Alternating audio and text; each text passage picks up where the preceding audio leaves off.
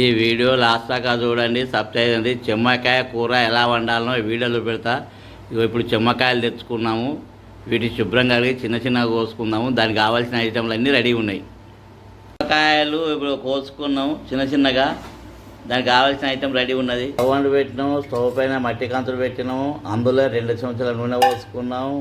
1 చెంచాడు పోపిత్తులు, 1 చెంచాడు జీలకర్ర, మెంతి, కళ్యామాకు, ఉల్లిగడ్డలు, పచ్చిమిర్చి, కొత్తిమీర, పుదీనా దూరగా గోలియాలి.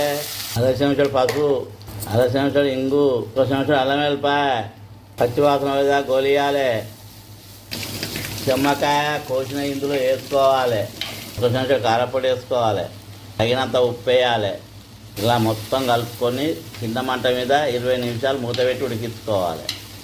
చెమ్మకాయ కూర రెడీ అయింది. స్టవ్ ఆఫ్ చేయాలి, దించుకోవాలి. చెమ్మకాయ కూర రెడీ అయింది, గుమగుమలాడుతుంది. వేడి వేడి తింటే చాలా రుచిగా ఉంటుంది. చపాతీతోటి కానీ అన్నంతో తింటే చాలా రుచిగా ఉంటుంది.